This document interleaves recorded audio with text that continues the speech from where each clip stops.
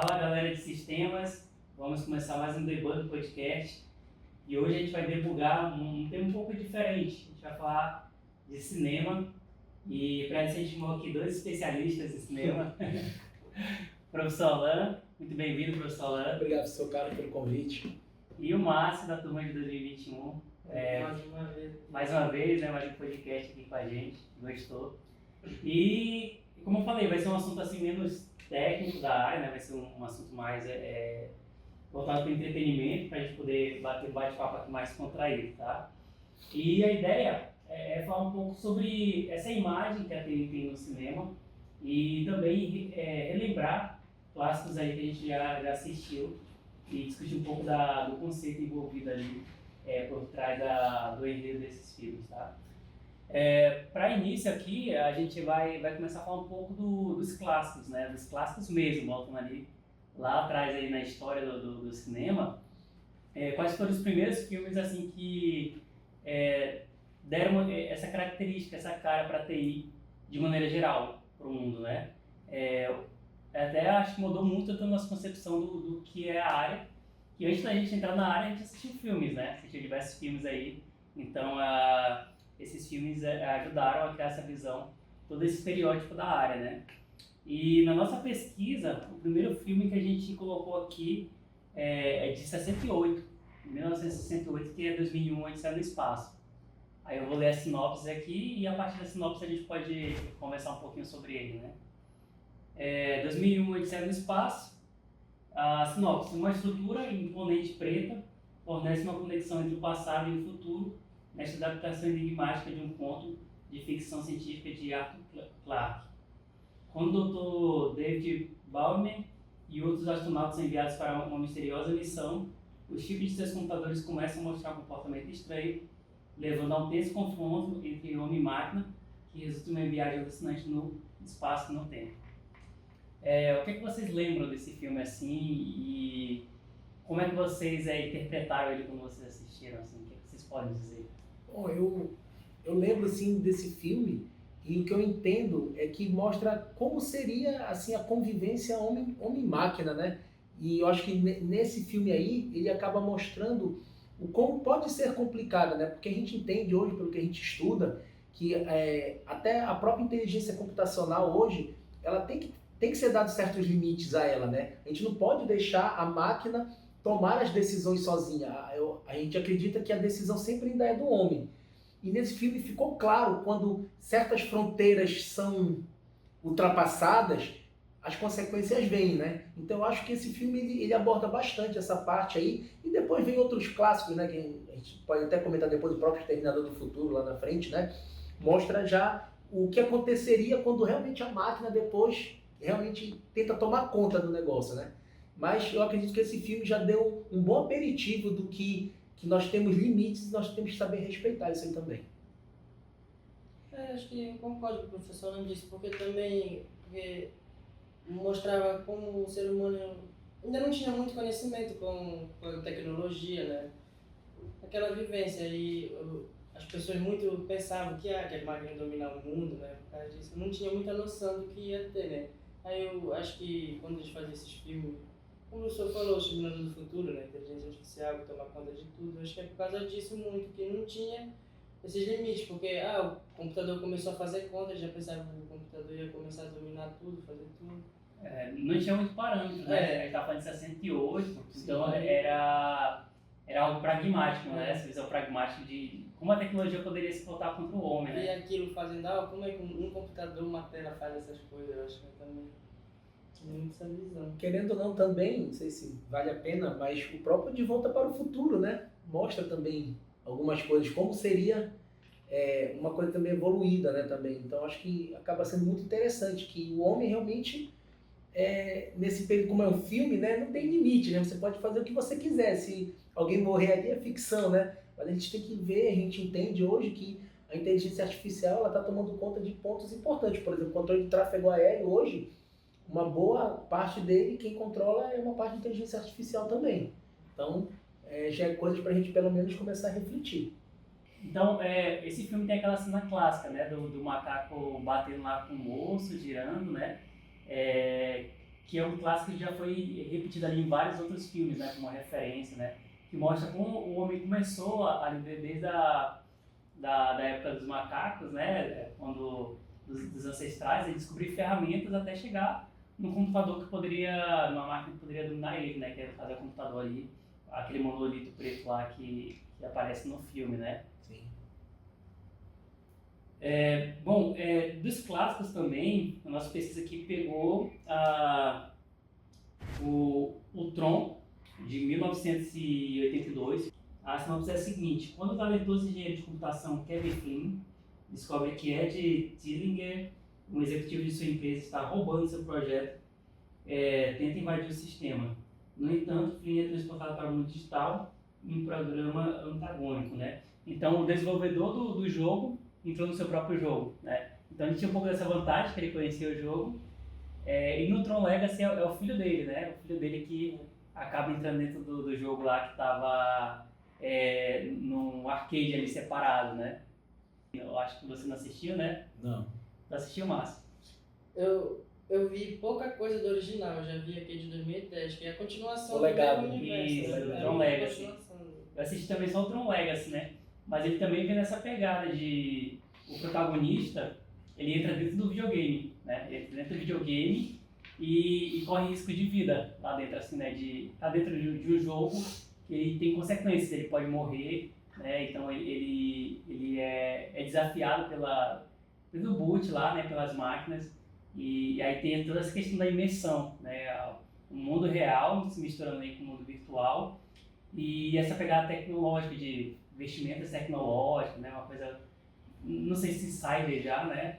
Mas cyberpunk, assim, um pouquinho tecnológico, né? Um cyber tecnológico. Aquelas motos, que é um grande clássico do filme, aquelas motos que você deixa o rastro. Não sei se de repente até meio absurdo falar, mas de repente eu acho que Matrix foi Não, com pensado, certeza. olharam para Tron, né, e falaram, não, agora vamos fazer o Matrix. Na verdade, eu acho que são referências, né? Tipo assim, muito da estética, né? Roupa preta, colada, né? Sim. Esse visual, Tron já apresenta ali, né? Já apresentava desde 82. Eu também assisti o Legacy aí e gostei, porque o de 82, ele é muito tosco para hoje em dia, sabe? Você tem que se desprender muito assim, dos efeitos para poder gostar, né? Mas o Legacy, assim, eu recomendo, é uma história bacana para se assistir. E o outro é o War Games, né, de 83 aí. Você poderia falar um pouquinho, professor? Na War Games foi, digamos assim, foi muito interessante esse filme, né? Eu acho que a própria pegada dele, que era aquele jogo tinha um jogo de intriga, né? Também rolava espionagem, né, no jogo. E foi interessante porque ele acabava mostrando que como uma coisa que ficava meio obscura, que você ouvia falar que eram os próprios piratas de computador, né? Começaram a aparecer o papel do cracker, né? É uma coisa muito errônea, o pessoal fala, o hacker e o cracker. O hacker é aquele cara que não presta. Não, o hacker é aquele cara jovem, curioso, que vai, aprende computação e tenta fazer coisas do bem. Já o cracker é o cara que a gente tem que se preocupar. E no filme acaba mostrando de forma bem clara, né, esse novo personagem aí. E aí já ficou uma coisa mais conhecida e eu acredito que depois desse filme muita gente então eu quero me tornar um cracker, eu quero ter essa visibilidade que o rapaz teve aí, podendo invadir sistemas de alta complexidade e conseguir dinheiro com isso. Olha, se tu não me der dinheiro, eu não vou devolver teus dados, eu não vou fazer o teu sistema voltar ao normal. Então eu acredito que isso aí também foi uma coisa muito interessante para, digamos, a padronização dessa profissão, né? Digamos assim, dessa modalidade dentro da computação. E é interessante. Eu acho que esses três clássicos, né, como a gente está discutindo, eles acabaram norteando esses estereótipos assim, da área, porque você pega a máquina dominar o homem, né, 2001 no espaço, obrigar como homem, ser inimiga. Tron, essa estética de tecnológico, né, a vestimenta, LED, né, bem cyberpunk que eu tava falando, aquela dupla, né, de Daft Punk que tem bem um visual bem parecido, né, com Tron, inclusive a trilha sonora do segundo filme, né, eu acho que eles participaram, né, do Tron Legacy. E também a parte do hack, né? São 3 vertentes aí bastante fortes, que eu acho que foi dos primeiros estereótipos que a gente teve com a área, né? Máquina dominar, estética visual e hacker, né? Bom, uma segunda categoria de filmes que a gente pode citar, aprofundando essa parte de hacker, de perigo de invasão cibernética, né? A gente poderia colocar, citando aqui o filme Hackers de 95, não sei se um de vocês assistiu. Eu vi esse filme. Pode falar, professor? Hackers de 95 foi, eu acredito que nesse ponto ele já foi o divisor de águas, né? O filme ele fala bastante do que é, propriamente dito, este personagem, só que, como a gente falou a princípio, ele trata como uma coisa só, então ele generaliza, ele chama de hacker como uma coisa toda. A gente sabe que existe uma diferença. E ele mostra o quanto é simples você se tornar uma pessoa desse tipo, desde que você tenha um acesso à informação, no caso a internet, né, que já estava começando nesse tempo também, já era uma coisa possível, né, não tão veloz como hoje, mas isso mostrava as possibilidades que uma pessoa poderia ter, tipo, tu não precisa ir para uma universidade, não precisa fazer cursos caríssimos para te conseguir ser notado na rede mundial de computadores. E o filme deixa bem claro isso, que pessoas sem pouca experiência, mas com uma força de vontade muito grande, podem conseguir alcançar patamares jamais imaginados. Então isso mostra que o quê? Que a força de vontade também é um fator determinante. Não basta você ter o conhecimento, mas você tem que ter também a vontade de querer conseguir esse conhecimento. E eu acho que o filme foi muito feliz nesse ponto, né? Nesse ponto foi muito feliz. Agora, no que diz respeito a contraversões e outras coisas do gênero, a gente já não pode dizer a mesma coisa, mas eu acho que a proposta que o filme tinha e conseguiu atingir, que era justamente divulgar essa nova variável, digamos assim, dentro desse mundo, dessa nuvem, né, que é a internet que nós temos hoje aí. E aí, pegando como referência todos esses filmes, né, muito da parte estética também de Tron, como a gente falou, vem Matrix em 99 e eu acho assim que... Revolucionou mesmo, assim, a gente pode vivenciar essa revolução, né? Eu acho que o Márcio nem tanto, né, pela idade dele, mas assim, pra gente foi assistir o ápice, eu acho que essa é a minha palavra, professor, né? No outro dia, todo mundo querendo andar de preto, procurando aquele óculosinho... Gel de cabelo, roupa de couro, né? E aí a Matrix, assim, explodiu cabeças e fez a área virar pop, digamos assim, né? Ficou bem pop. Digamos que o mercado de TI ficou aquecido, né? Os cursos de computação começaram a ser badalados, alguns cursos foram esquecidos, como processamento de dados, e veio o sistema de informação depois. Aí começou a vir as variantes, né? Aí começou a aparecer outros cursos, análise e desenvolvimento de sistema, então acabou que outros cursos nasceram e digamos que também aqueceu certo mercado, né? Aqueceu o mercado de segurança computacional, aqueceu o mercado de desenvolvimento, banco de dados, ainda não se ouvia falar de aplicação em nuvem, mas a gente, no filme Matrix, a gente via aplicações em nuvem, só que a gente não sabia que era cloud ainda, a gente olhava, mas onde é que fica isso? Como é que esse sistema está rodando? Como é que está funcionando? Não estou vendo um computador mal, a gente sabia, estava num computador em nuvem, só que não estava ali para a gente ver. Então, aos poucos, realmente Matrix foi um divisor de águas nessa hora. E Matrix inovou também do cinematográfico, né? Porque aquele clássico efeito bullet time, né? Do Neo fazendo lá o desvio, né? Dodgeballs. Vários filmes replicaram depois, né? Aquele efeito, né? Então revolucionou também a indústria cinematográfica, né? Você consegue falar um pouco da sinopse do filme, da história? Eu não me lembro, assim, com muita clareza, mas era a história de um rapaz que trabalhava na área, que era o Neo, né? Que era estreado pelo Keanu Reeves. Ele era um hacker de computador e ele era um hacker muito famoso. Então, vez ou outra apareciam pessoas lá para comprar alguma coisa dele, ele vendia algumas soluções e chegou um momento que essas soluções começaram a incomodar certas pessoas, né? Então, foram lá, a polícia foi lá, tentou prendê-lo. E aí ele, numa fuga, encontrou o Morfeu, né? encontrou lá e falou, olha, tem 2 pílulas aqui. Você vai acordar e não vai saber que eu estou aqui, e a pílula azul, você vai saber realmente o que está acontecendo. E aí foi que ele pegou e ele foi direcionado, não sei, via cabo de rede, via wireless, para dentro da Matrix, da matriz, né? No caso. E aí começou a acontecer o que acontece, né? Ele começou a ver coisas ali dentro, entender, e aconteceu o que aconteceu, né? Então, eu acho que no início foi isso aí. Porque ele descobriu que ele estava vivendo uma simulação, que é tudo aquele mundo que a gente estava vivendo uma simulação. Não era real. E que também ficou, como o professor falou, que ficou na cultura pop, né? Que a pessoa pensa que alguém que estuda na área de computação vê todos aqueles números, aquele clássico 0 e 1. Isso eu não sabia não. É que o pessoal pensa aquelas telinhas 0 e 1 que fica no verde, naquele tempo não era assim, né? Sim, o sim. binário. Na verdade, a gente já tinha... na virada dos anos 90 para 2000, a gente ainda tinha alguns supermercados que você ia comprar e os sistemas eram comandos de menu ainda, né? Você acessava pelo teclado e era tela preta com letras monocromáticas em verde, né? Tava nessa transição assim ainda, né? Mas porque o Matrix teve a trilogia, a quadrilogia agora, né? Então, também foi acompanhando essa evolução da tecnologia, né? É interessante ver esse paralelo. Mas sim, era muito da estética da área que foi trazida para o filme, tela preta com dígitos verde aí.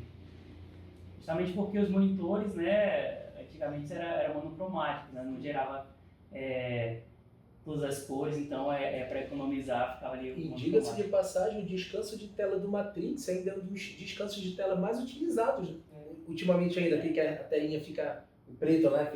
Então ainda tem bastante, cara. Popularizou. O wallpaper ali. O wallpaper também. Eu lembro de um amigo meu que ele fez aniversário dele de sistema de Matrix.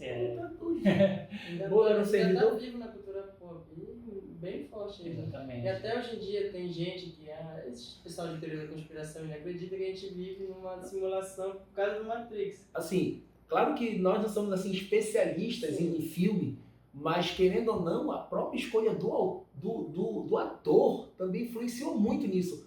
O Keanu Reeves, ele foi perfeito, ele tem o perfil da época do cara de TI, do hacker, do cara novo, sem aquelas despojado, o cara assim, quer saber? Parece introvertido, né? Introvertido, tipo, o que temos para o almoço? Pizza. E fica lá em cima, assim, não muito preocupado.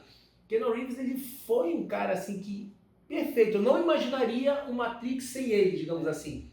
Então eu acho que realmente a escolha do ator foi muito feliz também. Eu sei que às vezes pode ser um pouco pesado, mas mas eu concordo, cara. Eu concordo, assim. Eu acho que é isso. Né? Realmente. Ele é a cara do Matrix. Não dá pra associar. Tipo assim, eu conseguiria imaginar Samuel L. Jackson no lugar do Morfeu? Eu acho que eu conseguiria imaginar, porque eu não sei qual é o nome do ator. Eu não sei o nome do ator. Mas, por exemplo, se eu visse Samuel L. Jackson, se nessa última do Matrix tirasse esse outro ator e botasse o Samuel L. Jackson como Morfeu, eu aceitaria. Mas eu não conseguiria assistir se não fosse o Keanu Reeves. Não dá. Inclusive, eu acho que outra pessoa foi convidada. Deixa eu ver aqui se eu acho. Salvo engano, eu vou chutar aqui antes de pesquisar, tá? Foi o... Qual o nome, rapaz, O cara que faz Missão Impossível, fugiu o nome na cabeça. Tom Cruise? Tom Cruise foi convidado pra ser o Neo. Não ia fazer sentido. Deixa eu ver Tom aqui. Cruise de ação, né? É a mesma coisa. Tu consegue imaginar Piratas do Caribe sem o Jack Sparrow, sem o Johnny Depp? Não dá pra imaginar. É impossível. Certas coisas é impossível. Sim. Will Smith foi um dos primeiros atores a ser cogitado pra fazer o papel de Neo. Não faz sentido nenhum. Inclusive, acho que ele ia estragar o filme, né? Porque ele tem mania de se meter no roteiro, né? Ele quer mudar o roteiro e tal. Igual Esquadrão Suicida, que diz que ele influenciou muito o roteiro porque ele queria que o personagem dele fosse herói. Entendeu? Tipo Olha, assim, eu vou dizer uma coisa com sinceridade. Eu nunca vi um filme para estragar um dos melhores quadrinhos como o Esquadrão Suicida. O filme conseguiu acabar o melhor quadrinho, na minha opinião, que era Esquadrão Suicida. O filme conseguiu acabar com o quadrinho. Inacreditável. Inacreditável. Pois é, então imaginem aí vocês que estão ouvindo, Matrix com o Will Smith, né? Não ia dar certo. Não ia dar certo. Não ia Deixa ser ele sucesso. comigo mesmo, vendo os alienígenas dele pra lá. Tá, deixa eu... Próximo. Bom, o próximo aqui, né, é outro filme que é bem estereotipado, né? Eu acho que ele tá mais aqui por conta que também passava no SBT, salvo engano, né? Que é Swordfish e a Senha, 2001, de 2001. Eu não lembro muito da sinopse, eu só sei que era o Hugh Jackman, que era o protagonista desse filme. Hugh Jackman, isso. E aí ele era um hacker, né? E aí o pessoal pode... Pô, isso aí é complicado. Hugh Jackman, né, que ele é eternizado, né, pelo Wolverine, né, hoje em dia, já, mas ele tinha também, né, por ele ser bem mais novo, ele tinha um perfil realmente do cara também de computação, né, o cara andava de quadriculado, barba por fazer e bastante assim extrovertido. E durante isso, ele era um hacker bastante badalado no momento, né, até que um milionário aí da vida chegou com ele e queria que ele fizesse tal coisa, fizesse um serviço para ele. Aí o hacker ele ficou olhando pro cara, cobrou o preço que ele achava justo, né? E aí o cara lá olhou assim para ele: será que tu é tão bom assim para te cobrar o que tu tá me cobrando? Aí ele, de forma boçal, falou: não, isso você vai descobrir, né? Não, nós vamos descobrir agora. E tem aquela famosa cena, né? Aquela cena que colocam ele para fazer uma invasão de um sistema, né? Fica sentado. E aí acontece algumas particularidades, né? Ele fala, você tem 1 minuto ou 2 minutos para invadir esse sistema, sendo que um cara estava com uma 12, uma escopeta, né, na cabeça dele, e se em 2 minutos ou em 1 minuto, não me lembro o tempo, ele não conseguisse invadir, ele ia levar um tiro na cabeça da 12, e embaixo dele tinha uma mulher fazendo algumas coisas para tirar a atenção dele. Então ele começou lá e conseguiu. Então, ele mostrou ali que com muita coisa tirando a atenção dele, se com muita coisa tirava a atenção dele e conseguia invadir, imagina se ele tivesse todo calmo, todo tranquilo, o que ele poderia fazer. Então ele mostrou que ele era capaz sim. Acho que esse filme só se tá por causa dessa cena. Esse filme aí foi complicado. Eu quero ser de computação agora, olha aí. Tá doido. Então, esses filmes, eu acho que eles acabaram passando uma sensação de que há perigos de segurança no geral, assim, né? No mundo digital, né? Que você tem que tomar cuidado, né? Que nada é 100%. o sistema pode ser invadido. E na realidade a gente sabe que né? Não existe um sistema que não possa ser invadido, né? São conceitos bem básicos, vamos supor. O professor Alan fez a segurança desse sistema para ele ser, não ser capaz de ser invadido, né? Mas o próprio professor Alan vai ser invadir, se foi ele que criou a diretriz de segurança, né? Então, essa questão de segurança depende muito ainda do profissional, do ser humano ali por trás. Então, se alguém fez, alguém consegue quebrar, né? Passa muito essa sensação. Vamos para um terceiro segmento do cinema, em relação à TI, que ele fala muito da parte de inteligência artificial no cinema, esse estereótipo.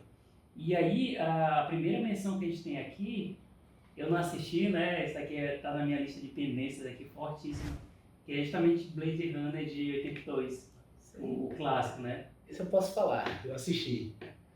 Blade Runner, o Caçador de Android, com quem fez esse filme, eu esqueci o nome do ator, mas foi o que fez o Indiana... o Harrison Ford. Harrison Ford foi que fez o original, né? Blade Runner. O que era o enredo de Blade Runner? É que num futuro muito distante aí, os humanos eles passavam a dividir as suas rotinas com ciborgues. Mas no filme eles eram chamados de replicantes. Tá? Era chamado de replicantes. Então o que era um replicante? Porque existe algum conceito de ciborgue, androide, existem os conceitos, mas nesse aqui eu vou usar o conceito do filme. O replicante era um organismo cibernético, ou seja, eram partes humanas, pele, carne, porém os órgãos mesmo eram máquinas. Então, tipo, se cortasse, ele iria sangrar, porque ele tinha partes humanas. Então, o replicante ele era utilizado no enredo do filme para conviver juntamente com o humano. Para ele fazer certas tarefas, ser um jardineiro, ser uma babá. Teve casos no filme que pessoas casaram-se com um replicante, que encontravam uma esposa, um marido, e tal, eu quero me casar com um replicante. Ia na loja e comprava o replicante. E parte do conceito é que às vezes você não precisa nem distinguir se era humano ou não, né? Não. De tão perfeito. Isso mostra de igualdade, né? E a gente pode até aproveitar aqui um parêntese e fazer essa conceituação, né? O que é o ciborgue? O ciborgue tem partes humanas, partes robóticas. Robótica, sim. O humano tem partes robóticas. E o androide, ele é totalmente máquina, Totalmente né? máquina. Totalmente máquina. E o replicante, ele tem partes humanas, mas internamente, né? É um organismo cibernético. Cibernético, exatamente. Que aí eu acho que, baseado nisso aí, nós tivemos gancho para o Exterminador do Futuro, que na verdade é um replicante, só que eles chamam de unidade de infiltração, que é uma coisa tão parecida com o humano que você não tem como identificar. Por isso que eles utilizavam na época um cachorro para identificar o porcheiro, sei lá o quê. Mas enfim, ainda não é esse o caso. Então, na hora o que acontecia? Os replicantes eram vendidos em lojas. Você chegava, eu quero esse aqui e tal, eu vou comprar. Só que chegou um momento que, por eles utilizarem também um pouco de inteligência artificial, eles começaram a tomar suas próprias decisões. Por que eu tenho que lavar essa? Por que eu tenho que lavar essa caneca? Por que eu tenho que capinar, cuidar dessas coisas? Eu não posso ter a minha vida. Então eles começaram a se questionar. Por que eu tenho que fazer certas coisas? E se rebelaram. E a partir disso, a polícia local criou uma divisão especializada, que eram os caçadores de replicantes. Aí o Harrison Ford era um desses caçadores, e eles recebiam, só que a polícia não poderia sujar as mãos com isso. Então eles contrataram os mercenários, né? Que era uma pessoa que fazia esse papel, no caso do Harrison Ford, que caçava o replicante. E detalhe, se desse tiro no replicante, na cabeça, parava de funcionar. Uma coisa... Agora, claro, se pegasse um tiro por aqui, daí ia andar. Então, o que tinha que ser feito? O replicante tinha que ser colocado para fora de combate e o corpo levado até a agência para poder ser destruído, e assim o cara era pago. E começaram a se rebelar, alguns começaram a fazer comunidades de replicantes para sobreviver. E aí o filme segue todo esse enredo aí que a gente já imagina como deve proceder. É a questão de sobrevivência mesmo, porque a máquina vai querer sobreviver, né, nesse ponto, né? Ela entra nesses princípios da inteligência artificial. Só que não obedecia o principal, que era o quê? Não machucar o ser humano, só que a máquina machucava. E eles matavam mesmo as pessoas. Então, acho que mais ou menos foi bem resumido aí do que eu falei. Muito boa sinopse. Eu assisti o máximo. Não, eu ia falar do outro filme do Blade Runner, que é o 2077. 77. Né, com Ryan Gosling. Que já no caso já é ele vivendo com os replicantes também, só que lá ele se apaixona, né? E ele descobre que ela não é um ser humano, assim. Aí aquilo acaba com o mundo dele, praticamente, né? Porque ele acreditava. Na verdade, eu acho que esse ponto que foi abordado nesse filme foi o que acabou com o filme. Eu acho que ele não fez sentido nesse ponto. É porque, tipo, ele vira e tenta caçar, né? Ele também, dizer, um mercenário, só que ele fica naquela crise existencial. Ele já começa a duvidar dele, se ele é um ser humano ou se ele é um replicante. Mas não tinha um teste para saber se a pessoa é replicante, não? Simplesmente poderiam passar um scanner, se desse lá aquele negócio de metal, pronto, sabia que tem parte robótica nele. Então o próprio detector de metal já resolveria isso. Mas tinha uma maneira de burlar para gerar essa dúvida nele? Não, isso era dele mesmo. Porque ele tava paranoico, né? Ele tava paranoico já. Entendi. Mas como você fala, assim, talvez não faça tanto sentido não assistir o filme, mas tu vive num mundo de replicante. Aí tu vai se decepcionar que descobriu como uma pessoa é replicante, que se apaixonou. Porque o sujeito é isso, né? Porque o engraçado é que no primeiro Blade Runner, por exemplo, a replicante tinha relações sexuais com outras pessoas. Tinha até replicantes que eram prostitutas, no caso. Sim. Assim. Então, tipo, às vezes o cara ia num prostíbulo e chegava lá, olha, aquela ali é replicante, tá legal, não sei o que, ia lá e já sabia que poderia ter alguma coisa com ela, sem pegar alguma coisa, porque ela não vai trazer nenhuma doença pro cara, né, nesse caso. Então, eles acabaram que caindo nesse mundo obscuro também, né? Acabaram sendo literalmente como objetos. Tudo que há de pior na humanidade, né, sobrou pra eles. Sobrou pra eles.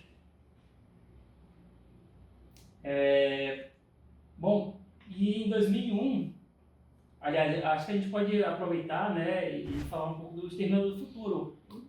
Não é um filme de TI, mas a ambientação né? O contexto né? Assim, tanto que a gente tem também, eu acho que é um outro clássico, assim, além de Matrix, assim, que a gente até hoje vê muitas pessoas falando, até as pessoas mais novas, de Skynet, né? A máquina se revoltando contra o homem, né? A gente vê aqueles testes de robô, o ser humano chutando o robô e o robô levantando, né? Olha, o início da Skynet, né? Que quer fazer a sinopse do Exterminador do Futuro? Dá para falar um pouco, né? No caso, o Exterminador do Futuro mostra, né, um futuro apocalíptico, né? Onde as máquinas passam a ter o controle da humanidade através de um dia chamado dia do juízo final, do julgamento, que é quando a Skynet dispara um massivo ataque nuclear de todos os continentes, uns entre os outros. Aí um pensa que está atacando o outro, então começa o ataque, né? E, ataque nuclear, então papai, todo mundo morre. E nesse momento as máquinas se levantam e começam a caçar os humanos. Então começa a ter aquela divisão. Quem pode ajudar a gente vai separar. Tipo, um cara de TI, um mecânico, um engenheiro, esse a gente vai aproveitar. Agora, quem for dispensável, nós vamos matar mesmo, porque é a máquina que vai dominar. Só para contextualizar, quem não assistiu, o povo inteiro não assistiu, a Skynet era similar ao Google da vida. Assim. Sim. Ela atuava em várias áreas, né, da sociedade, fornecia vários serviços, né, tecnológicos de carro, nave e redes, todas as áreas ela atuava, né? Então por isso que o pessoal tinha até essa brincadeira que o Google é a Skynet, né? E o engraçado é que isso só ficou claro no quarto filme. Essa não conversarem entre os filmes ainda me causa um pouco de arrependimento, assim, do Exterminador do Futuro. Eu acho que algumas coisas nos filmes mais novos dele acabam se perdendo. Por exemplo, o último, se eu não me engano, foi o que a Sarah Connor voltou, né, agora, né? Voltou. E novamente foi falado que seria o último filme, mas ficou em aberto. Não, esse negócio de último filme não existe, não. Isso aí. Se não estiver dando dinheiro... Ficou em aberto. Mas, assim, o Exterminador do Futuro, o primeiro e o terceiro, pra mim, foram os melhores. Eu assisti, eu acho, o primeiro e o segundo. Aí depois de muito tempo que eu fui assistir o primeiro, né? Porque pra quem não sabe, né? Um pequeno spoiler, já passa muito tempo, né? O primeiro, o Arnold Schwarzenegger, né? O T-1000, ele é o vilão, né? O filme todo ele é vilão. E aí no 2 que ele é reprogramado para poder servir a resistência, né? Proteger Sarah Connor, né? E o John. Porque na verdade ele foi um robô que foi capturado, foi reprogramado, depois pegaram a estrutura do anterior, montaram porque seria mais tranquilo para Sarah poder confiar nele de novo, porque já tinha tido uma certa amizade entre eles depois, né? Então foi utilizado nesse sentido para gerar uma certa confiança, se não me falha a memória. Foi alguma coisa assim, que ele até explica. Não lembro se foi no segundo ou no terceiro, mas foi uma boa sacada. Tipo, sair de vilão para meio que um mocinho ali na coisa. E no 2, por exemplo, aquele exterminador em metal líquido, foi uma revolução. Aquilo foi um efeito especial fantástico. O cara praticamente não ia conseguir ser destruído facilmente, né? É um vilão também memorável. Aquele cara, não sei nem o nome do ator, mas aquele cara foi muito bom. Ele era frio e calculista. Aquela cara dele te encarando, eu falei, já tô morto já, cara. Pra ninguém aqui me matar. Ele era magrinho, né? Tipo, não era um cara bombado, que né? Ele ia fazer o contraste, né? E também soma isso a trilha sonora do Guns N' Roses, né? Pô, e o cara corria, não abria nem a boca pra respirar, pô. Realmente é uma máquina, cara. Esse cara não vai abrir a boca não pra respirar. Você vai parar quando me matar. Quando me matar, tá louco.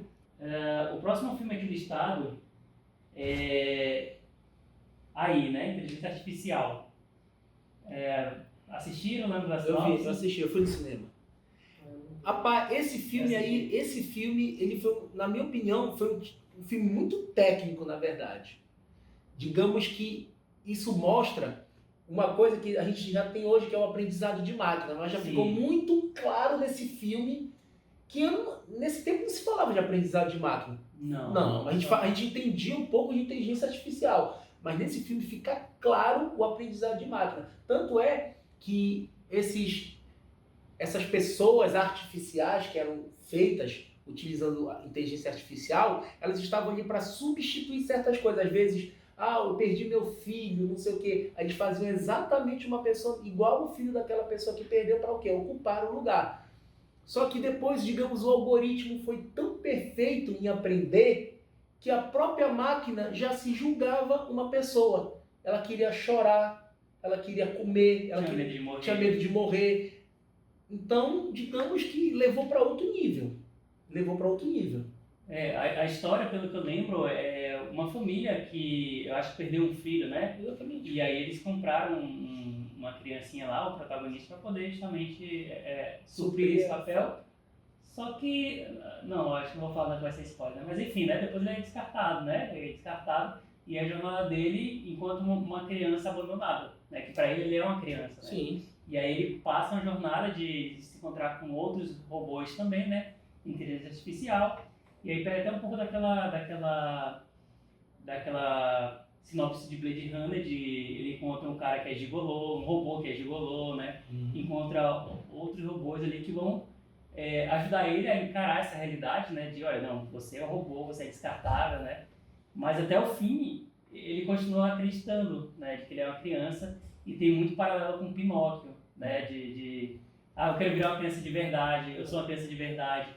E aí, até o fim, ele quer ser aceito, né? Quer ser amado pelas pessoas. Eu não lembro se no final ele consegue chorar. Eu acho que ele chora, alguma coisa. Eu não me lembro. Deve ter alguma coisinha no finzinho, assim, interpretativo, né? Que ele diz assim, que quando estava conseguindo chorar. Eu não sei se ele chora, mas você assistindo o filme, você é muito capaz de você chorar, que é bem tocante, assim, é um filme bem forte, assim. Se não me engano, é Steven Spielberg, né? Sim. É Spielberg, né? O outro filme listado aqui é Ex Machina. Esse eu não assisti, também está na minha lista de pendências, assim, de 2014. Isso eu acho que eu não vi. Ex Machina. É do... como esqueci. Eu acho que é bem parecido com o Eu Robô. É algo bem parecido com o Eu Robô. Com o Will Smith. Alguma coisa assim. Tipo, é um carinha que eles contratam, ele trabalha numa empresa de tecnologia, tipo, ele pra passar o final de semana numa casa isolada. É bem aquele estilo de casa isolada na perna, assim, pra fora. Estilo Pânico no Lago. Aí é um cara um ricaço, assim, né? Aí ele chega lá, tem esse cara e mais uma menina, né? Aí esse cara, ele é engenheiro de computacional, alguma coisa assim. Ele trabalha com inteligência artificial fazendo robôs, né? Ah, tá. Continua. Aí ele vai, tipo, o menino vai, tipo, um treinamento com ele, né, pra aprender tudo sobre essa tecnologia. Aí ele começa a conviver aquilo, aí ele vai vendo que os robôs que o cara vai fazendo, tem lá uns corpos, assim, de robôs que ele ia botando, aí, tipo, o robô põe um cabelozinho, até que é uma pele sintética que os robôs têm, assim. Bem parecido com o do Blade Runner, do primeiro. Sim. Aí, e os robôs agem que trabalham como empregado na casa, tipo, aí ele começou a perceber da menina que andava com o cara. Praticamente ela tinha relações com o cara, tinha tudo. Ele foi perceber que aquela menina era um robô. Aí que no final ela se revolta, a menina. Não que ela se revolta, né? Ela tem uma consciência dela. Sim. De por que ela fica lá? Por que ela tem que servir o cara? Tanto que, não sei se é spoiler, mas ela mata o criador dela, né?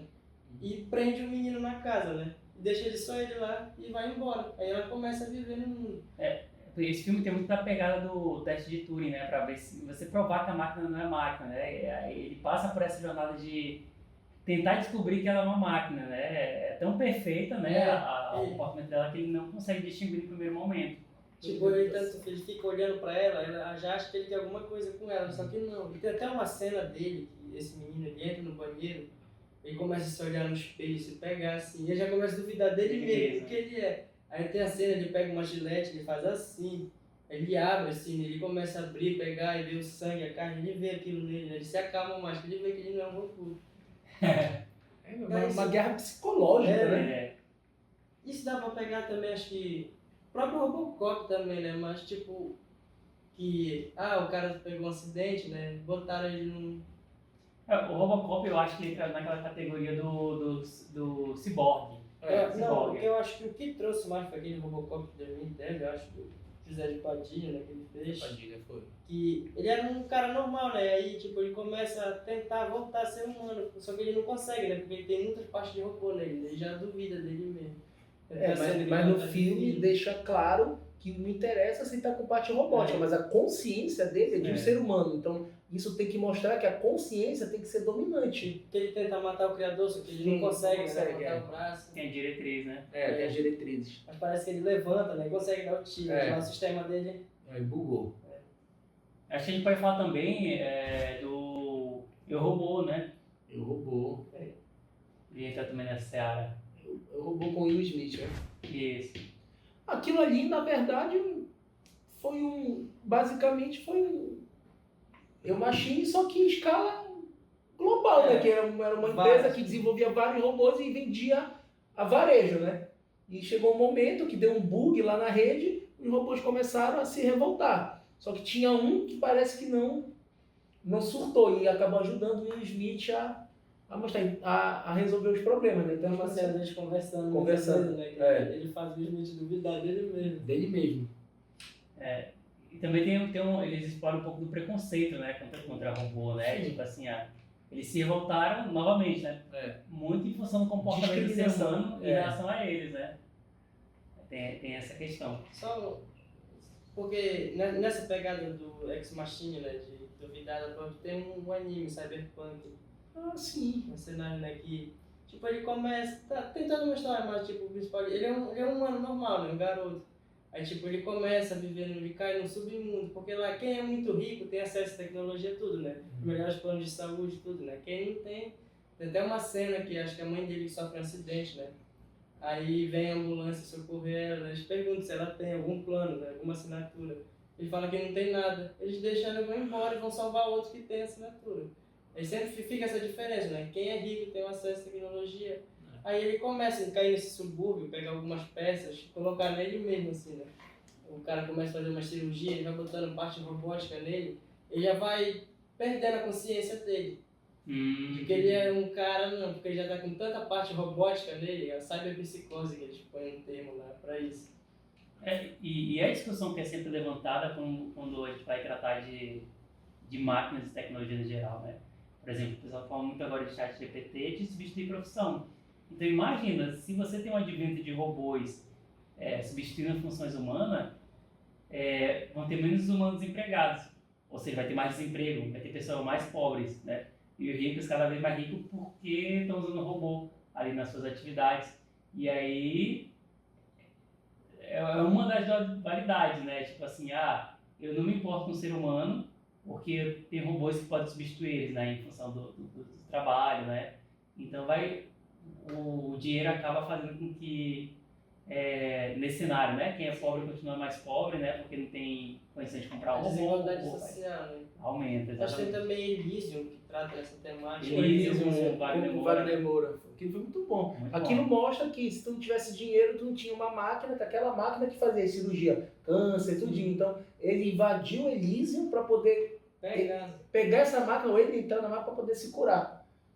Algo desse jeito. Eles viviam fora, na órbita, né? Na órbita, Uma estação onde só os ricos moravam, né? A Terra ficava marginalizada. Isso.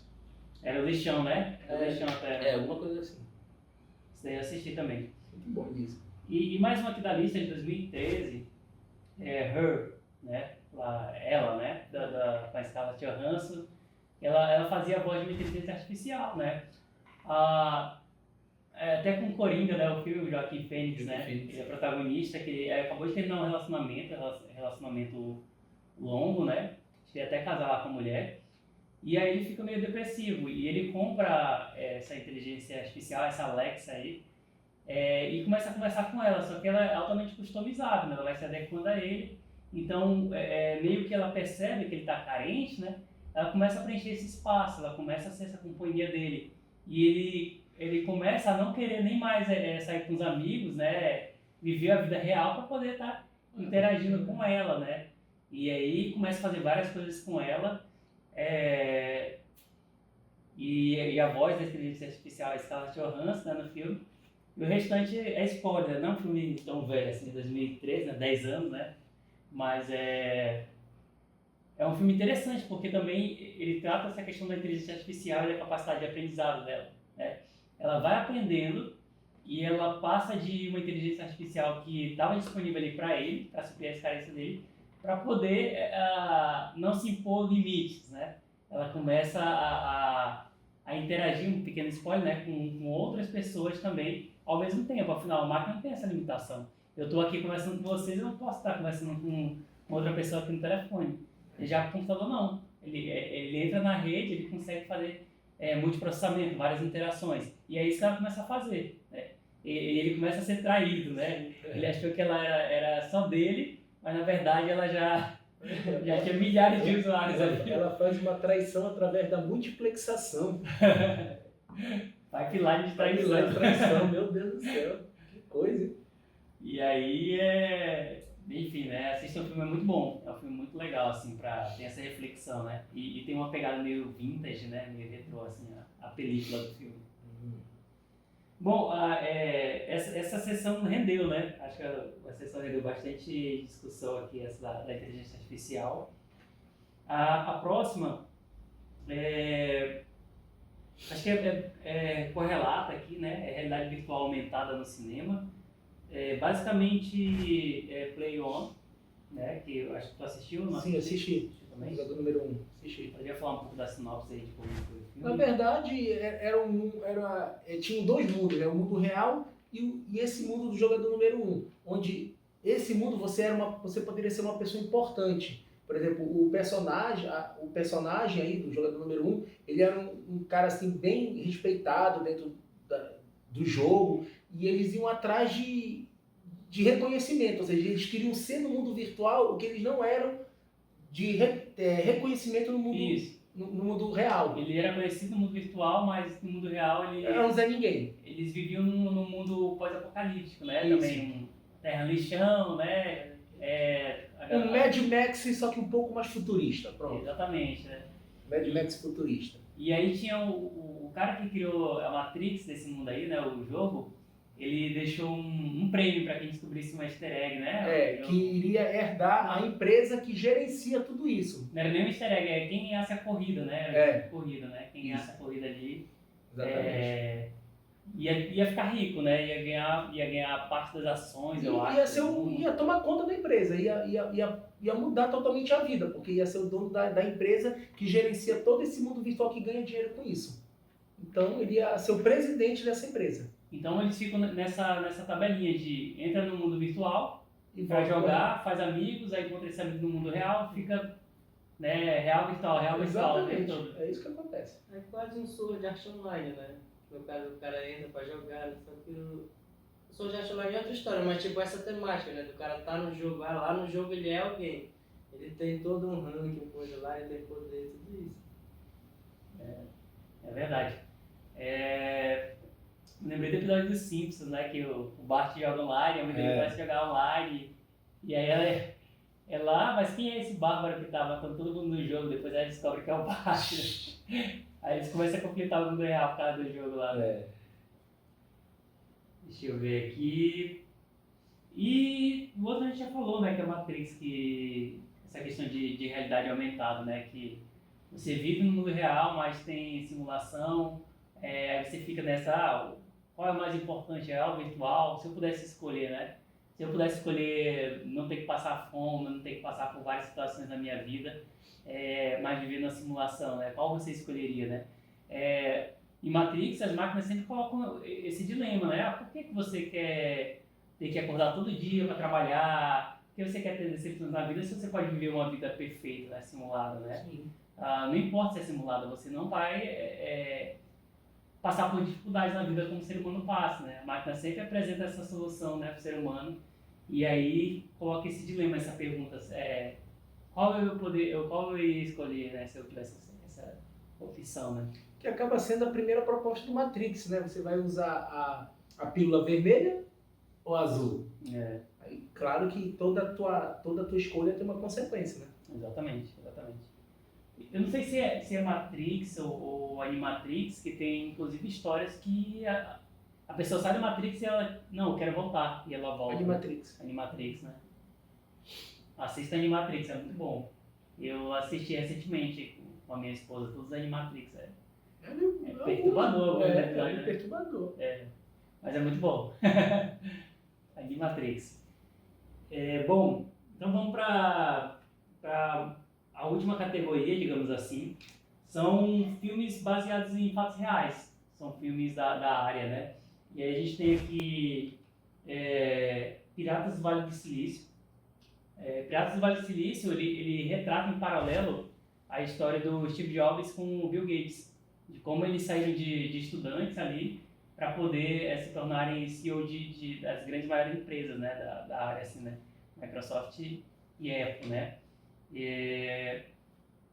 Assim, não é uma biografia real, né, é inspirado na história deles, mas mostra muitos fatos curiosos assim da área, né. A gente até gosta muito de passar isso aqui em sala de aula porque tem esse teor histórico, né. Por exemplo, mostra quando o Steve Jobs ele foi visitar não sei se foi a HP ou foi a HP, que ele vê lá o projeto do mouse, né? O primeiro mouse que fez foi a HP. Só que ele chegou lá e ele viu o projeto do mouse, o que é isso? Não, isso aqui é um projeto que a gente fez, mas não vai lançar não, entendeu? Não é. E aí na primeira versão do computador pessoal dele, do Mac, ele colocou o mouse, né? Então, por isso que o nome do filme é Piratas do Vale do Silício, que eles copiavam muita ideia dos outros, pirateavam as soluções, né, para poder lançar, né? Então, o filme tem essa pegada, o próprio o Bill Gates convida o Steve Jobs, né, para poder conversar, interagir com ele, né? E tem essa meio que competição de piratear, né, a solução dos outros para poder sair na frente do mercado. Tanto é que naquele tempo quem dominava essa parte de desenvolvimento era a IBM, né? Só tinha a IBM nessa época. Então acabava que seria uma solução realmente eles tentarem se ajudar nesse ponto aí, né? Fundir as ideias. Então, tinha também rede social, né? Seja outra coisa. No caso, pessoal, ainda mais na parte de biografia, né? Criação do Facebook, sabe? Eu acho.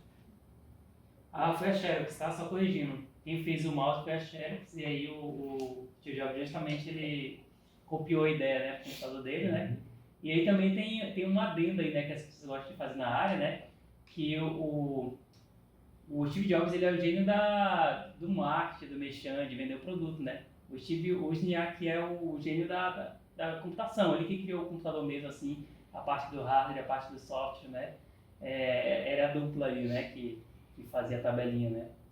E aí com toda a questão de vida assim, do Steve Jobs também, e saíram mais 2 filmes do Jobs depois da morte dele, não foi?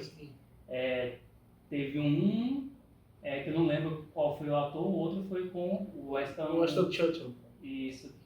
Que o nome era só Jobs, né? Jobs, só Jobs.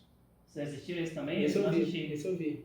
Esse aí mostra tudo que você acabou de comentar aí, a transição, ele viu uma ideia, ele tentava implementar, e quando ele não conseguia, ele batia pé, ele ia atrás, chamava os caras certos, vamos lá, vamos fazer, não, isso tem que conseguir. Ele vendia o produto sem antes ter o produto, mas já pedia um adiantamento para ele poder investir, fazer, entregar. Ou seja, era um visionário nesse ponto. Ele botava as equipes para competir, né, Sim, internamente. Né? E aí tinha muitas críticas em relação a isso também, né? Que às vezes ele passava um pouco do ponto, né? A galera se pegava até no soco lá na época, né? Porque ele colocava um clima de competição tão tenso entre as equipes lá de desenvolvimento que os caras partiam para via de regra, assim. Tanto que não que ele tenha falado isso no filme, mas ele meio que ficou claro que o limite é não ter limite. Então, se estipulasse um limite, a gente nunca ia conseguir entregar. Precisava entregar. E aí tinha polêmicas da vida dele também, né? Que ele tem uma filha, ele abandonou uma filha dele, que é até a Lisa, né? Tem até o nome do computador também de Lisa. A vida pessoal do Steve Jobs não é algo assim levar em consideração. Tinha problema também eu acredito que tinha problema com drogas também, alguma coisa, bebida, então isso não era mas tecnicamente falando, um cara diferente, à frente da sua época. Outro filme biográfico, assim, né? Mas não é biográfico, ele é inspirado, né, na biografia do Alan Turing, né? Que é o Jogo da Imitação. Sim. Que mostra justamente como o Alan Turing ele foi essencial para virar o jogo na guerra, né? Que eles pegavam lá o código alemão, o Enigma alemão na Segunda Guerra, e ele criou uma máquina que conseguia decodificar aquelas mensagens. para poder saber o que eles estavam falando. Só que não foi só, a contribuição dele não foi somente decodificar ali a mensagem, mas a estratégia de guerra. Por exemplo, da feita que eles conseguiram decodificar, eles não deixaram isso claro para o inimigo, eles mantiveram esse segredo. E o que isso implica? Implica em que vidas precisaram ser sacrificadas. Né? A gente decodificou aqui de que vão atacar tal lugar amanhã. Deixa atacar, porque se a gente interceptar, vão saber que foi porque a gente pegou a mensagem deles.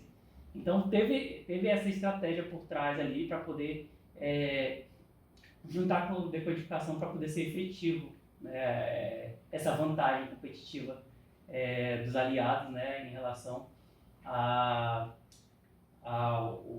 eixo, né? E aí também tem a parte pessoal da vida dele também, né? Que ele era homossexual e naquela época era crime, né? O Reino Unido ele punia, né? Então descobriram, né, que ele tinha essa opção sexual e acabaram perseguindo ele, né? O filme retrata ali como é que foi o fim trágico dele, né? Uma pessoa que teve contribuição imensa para a área, mas isso não impediu de que ele fosse, sobre esse preconceito, e fosse caçado, né? Então ele teve um final bem trágico aí que o filme também retrata. E aí o filme que você também falou a rede social, né, que é mais contemporâneo, né? Vocês querem falar um pouco da sinopse?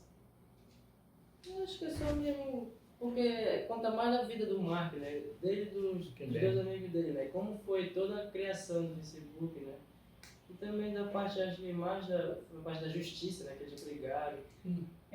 Tem também, engraçado, né? Eles têm em comum essa vida polêmica, né? Todos eles assim, né? Mas do Mark Zuckerberg é desde da criação do Facebook lá em Harvard, que tinha os gêmeos, né? Que até esqueci o nome deles, que eles criaram na época, bora fazer aqui um book, né? Que lá nos Estados Unidos eles têm essa cultura de book, né? De o livro do anuário de quem vai se formar.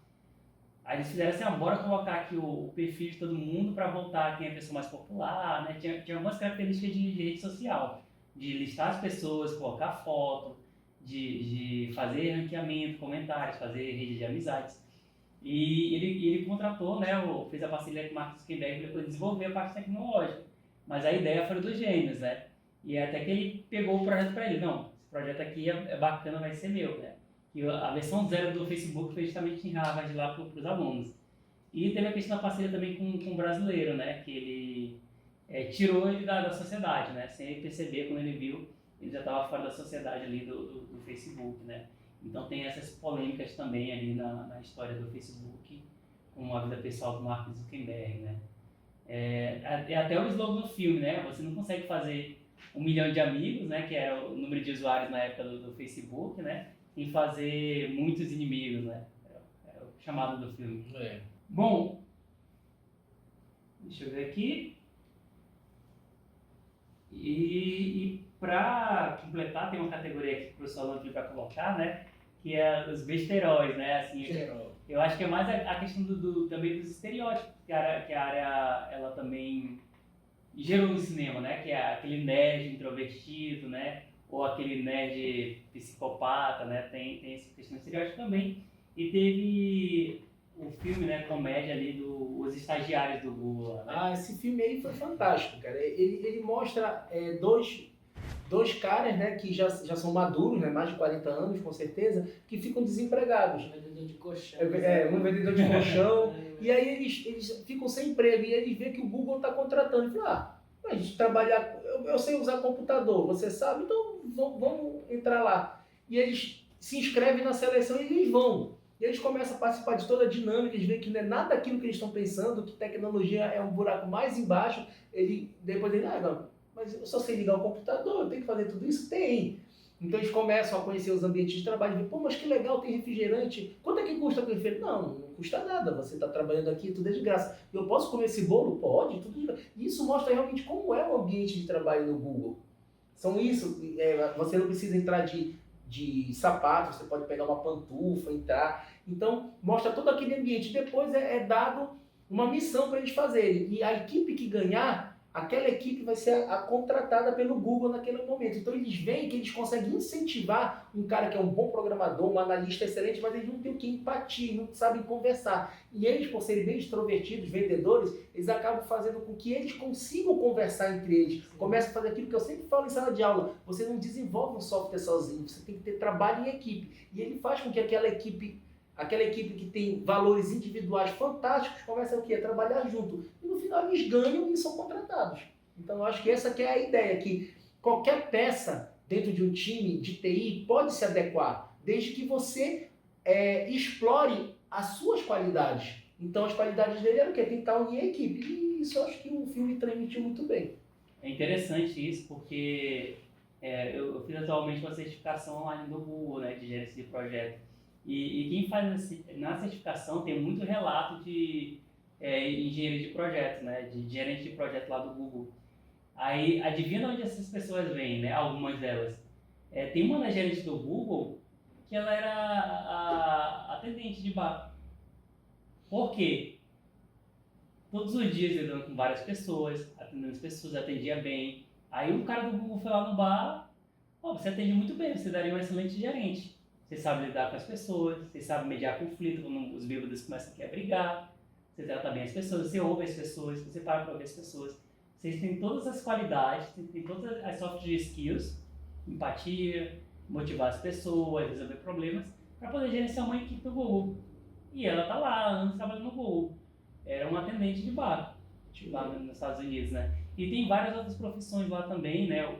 Tinha um cara que ele gerenciava projetos acadêmicos, né, durante a faculdade, e hoje lá ele trabalha com o Google, recebendo novos membros, né, fazendo recrutamento. Então é interessante esse lado ali que o filme mostra, né, apesar de ser uma comédia, né, ele mostra que os caras não tinham as skills técnicas de programação, de desenvolvimento, mas tinha as skills sociais, né. Outra coisa que eu lembro desse filme engraçado assim, né, que a gente tem que gerar uma solução. Aí você começa lá. Que tal se a gente faz uma rede social onde todo mundo vai poder postar sua foto? Isso já existe. Aí falou, não, legal, e a pessoa vai lá e comenta, a pessoa pode gostar da foto, né? Cara, isso já existe, é Instagram. Existe, né? Droga. Então, eles são bem a parte da área mesmo, assim, né? Não conhecem nada. Aí eles fazem essas piadinhas, assim. Mas fizeram a diferença.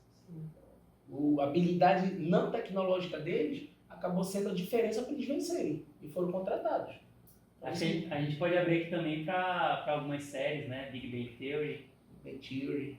Mas aquelas outras lá também que tem uns caras de Helpdesk. Eu nunca lembro o nome dessa série. Parece que tem essa aí também.